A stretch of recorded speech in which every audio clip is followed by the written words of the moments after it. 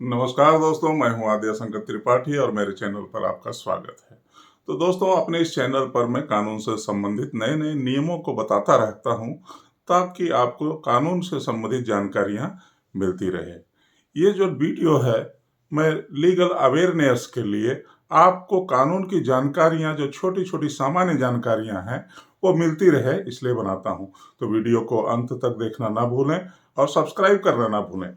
आज एक बहुत ही महत्वपूर्ण विषय पर मैं आपको जानकारी देने वाला हूं, जो है कोई भी प्रॉपर्टी या संपत्ति को जिसे आप बेचते हैं तो बेचते वक्त जो पैसा है, जो राशि है, वो कितनी धनराशि तक जो है आप उसको कैश में ले सकते हैं और कितना आपको ऑनलाइन पेमेंट चेक के माध्यम से या डिजिटल माध्यम से लेना होगा।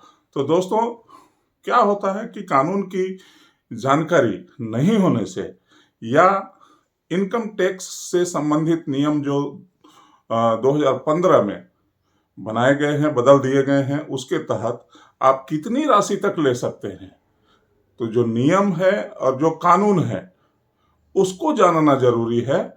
और आप करते क्या हैं और होता क्या है, वो एक अलग अलग विषय है। वो आप चार्टर्ड अकाउंटेंट से पूछिएगा या किसी अच्छे वकील से पूछिएगा, तो आपको उसके उपाय बताएगा। लेकिन जो दोस्तों नियम है और जो कानून है, तो कितनी राशि तक किस धारा के तहत आप ले सकते हैं, इसके लिए कानून में प्रावधान क्या है, वो आपको जानना जरूरी है। सामान्यतः जब भी आप कोई अपना मकान या दुकान जब आप बेचते हैं, तो जो उसका गाइडलाइन होता है, गाइडलाइन में जो सरकारी रेट होता है, उस प्रॉपर्टी की जो वैल्यू होती है वो अलग होती है। तो उस प्रॉपर्टी की वैल्यू के हिसाब से और जो आपका लेन देन है, उन दोनों के हिसाब में से, दोनों में से जो ज्यादा होता है उस पर जो है स्टाम्प ड्यूटी लगती है। तो आज दो चीजें आप समझ लीजिए, एक तो आप कितना कैश का लेन देन होगा वो समझ लीजिए, और किस चीज पर आपको कितना स्टाम्प ड्यूटी देना पड़ेगा वो आपको बहुत ज्यादा समझने की आवश्यकता है। तो दोस्तों, इनकम टैक्स में अगर आप प्रॉपर्टी खरीदने या फिर अपने कोई संपत्ति बेचने की तैयारी कर रहे हैं, तो बेहतर होगा कि उससे पहले आप पैसों के लेन देन को लेकर सभी नियम कानून भी जान लें, वरना 100% आपके घर आएगा इनकम टैक्स विभाग का नोटिस, तो आपको जवाब देना मुश्किल हो जाएगा। दोस्तों, अगर आप भी प्रॉपर्टी खरीदने या फिर अपनी कोई संपत्ति बेचने की तैयारी कर रहे हैं, तो बेहतर होगा कि आप उससे पहले आप पैसों के लेन देन को लेकर सभी नियम कानून भी जान लें। कई बार ऐसा होता है कि प्रॉपर्टी डील के दौरान सामने वाली पार्टी कैश पेमेंट का ऑफर देती है, और कई बार लोग इस तरह के ऑफर के लिए मान भी जाते हैं।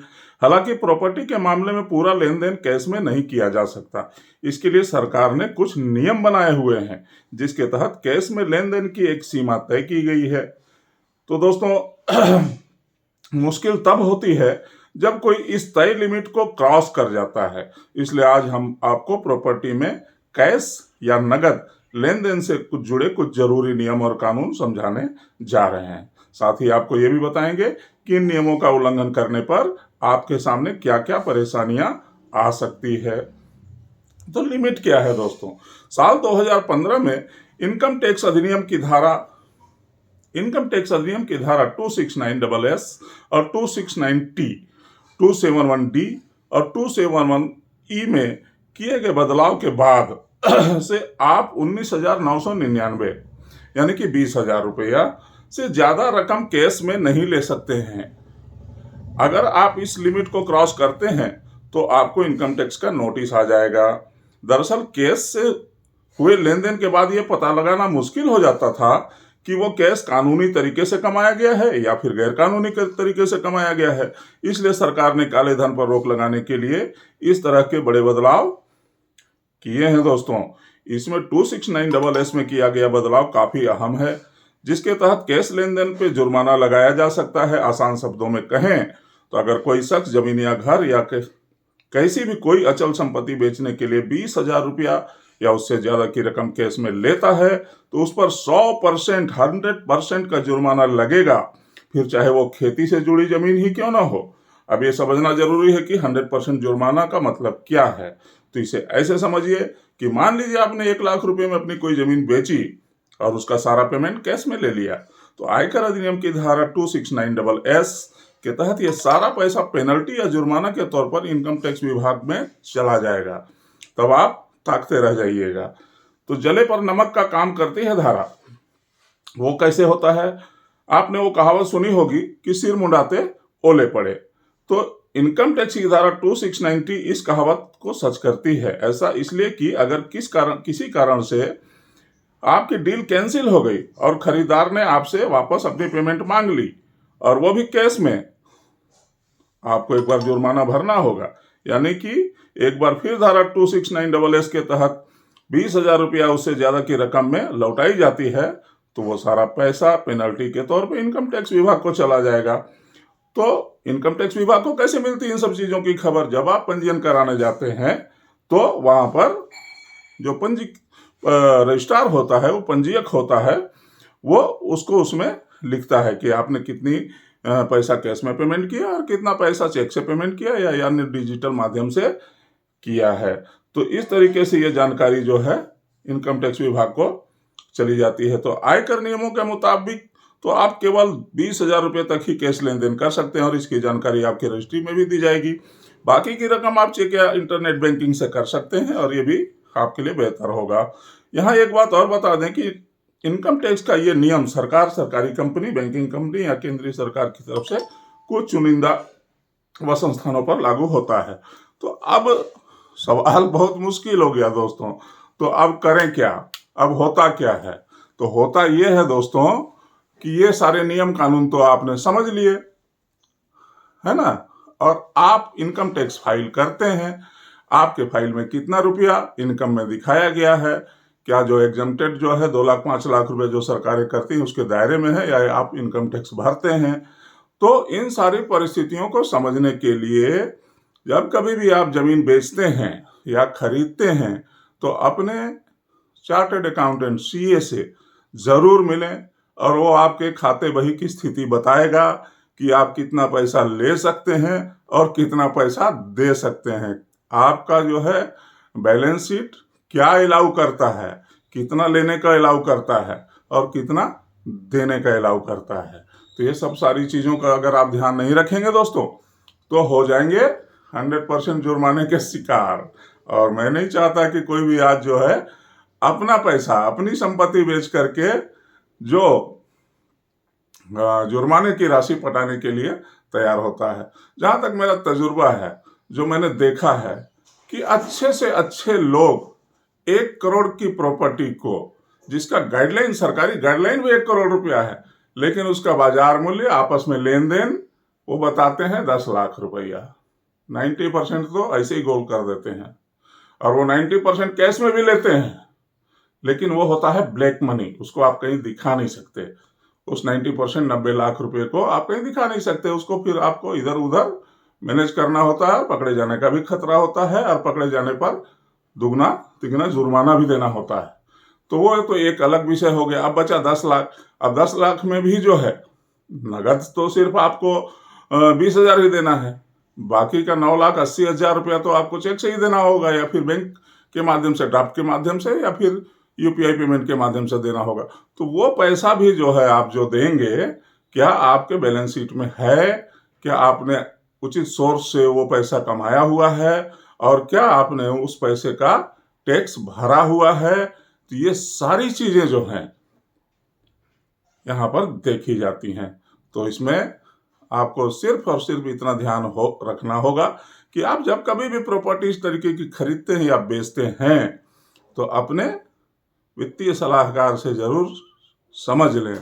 ये बाबा आदम वाला राज नहीं है कि आपने पैसा ले आया बोरे में भर के घर में धर दिए, है ना? तो ऐसा आजकल होता नहीं है। एक एक पैसे का हिसाब किताब होता है और हर चीज कंप्यूटराइज्ड है, डिजिटलाइज्ड है। और कहाँ से आप कितना पैसा लाते हैं, कहाँ किसको कितना देते हैं, ये सब हिसाब किताब के दायरे में आता है। तो दोस्तों ये 2 चीजें हो गई। तीसरी चीज क्या है जो स्टाम्प ड्यूटी के बारे में मैं बता रहा था। स्टाम्प ड्यूटी जो होता है, मान लीजिए किसी प्रॉपर्टी का गाइडलाइन, सरकारी गाइडलाइन 1 करोड़ रुपया है और आपका आपसी लेन देन 50 लाख रुपए का है।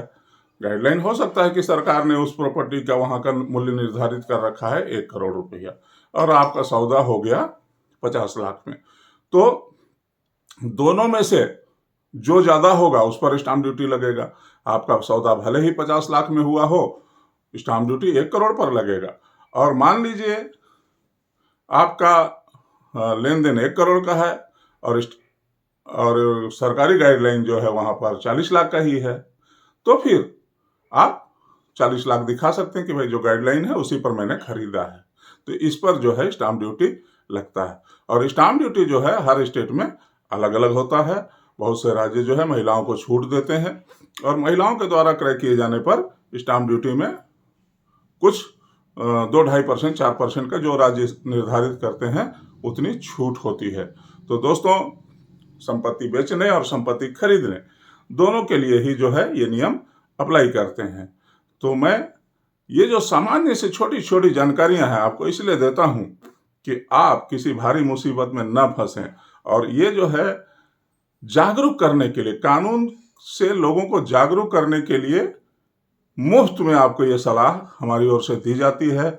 तो मैं चाहूंगा कि आप जो समय खराब करते हैं रील देखने में और मीम देखने में, तो ये छोटी छोटी आद्याशंकर त्रिपाठी का जो चैनल है, कानून से संबंधित चैनल, 15 मिनट 20 मिनट का समय खर्च करके इसको देख लिया करें। कभी आप परेशानी में नहीं फंसेंगे और जागरूक हो सकेंगे। वीडियो आपको अच्छी लगी हो तो दोस्तों अपना अनमोल कमेंट जरूर दें। अगर आप मेरे चैनल को ज्वाइन करना चाहते हैं, ज्वाइन करने वालों की संख्या थोड़ा कम है, लोग ज्वाइन करेंगे, बहुत ही छोटी छोटी राशि है इसमें। अगर ज्वाइन करेंगे तो मैं मजबूत होऊंगा और जो संसाधन है वो विकसित कर सकूंगा और बहुत सारी चीज रिसर्च करके आपको प्रस्तुत कर सकूंगा। समय अभाव के कारण, चूंकि मैं एक प्रैक्टिशनर भी हूं, तो जो समय मिलता है उसी में आपको ये जानकारी देने का प्रयास करता हूं। तो आप ज्वाइन करिए मेरे चैनल को और मजबूत करिए। और अच्छा लगा हो तो शेयर कीजिए, लाइक कीजिए। आज के लिए इतना ही, मिलते हैं अगले वीडियो में। धन्यवाद। जय हिंद, वंदे मातरम।